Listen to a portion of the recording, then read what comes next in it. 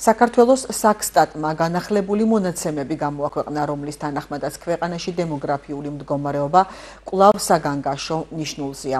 მათი ინფორმაციით მოსახლეობის 23.4% პენსიონერებზე მოდის.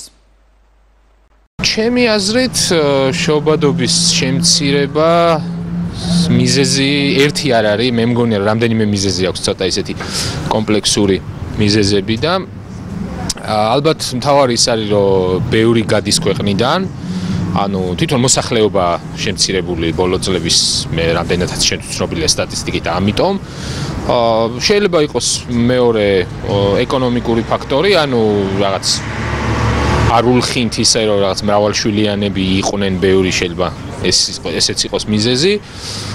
რა ვიცი, სხვა მიზეზი აი ორი ეს ძირითადი ფაქტორი და კიდევ შეიძლება იყოს. მე რო არის შემცირებული რისთვის არის რომ გაჭირვება არის მიწვევები, რომელი დაბადავს ახლა ბავშვს გააჩენს ამ სიდუხჭირეში. გუნა იკითხულობ რომ ახალგაზრდა, აბა მე ახლა შემდგომ სხვა იყო და ახლა სხვა არა.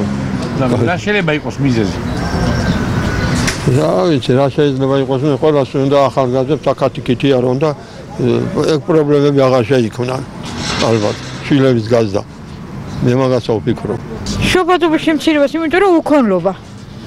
არ არის ფინანსები, არ არის გაჭირვება და მაგის გულში არის შემცირებული შობადობა. ხალხი დასაქმებული, არ არის სამუშაოები, ხალხი დასაქმებული არ არის, მეურნეობაც არ არის ისე ხალხი ყველაფერს ყიდის, აღარ შეუძლია არა, ყველაფერი, რა ვიცი, ძვირია ყველაფერი. შვილს რო გააჩენ, იმას უნდა რჩენა, იმას უნდა შენახა. ასაც ვის ყიდვა უნდა, რომელ უყიდით? თითლიკანა უნდა დასვამ შიერი?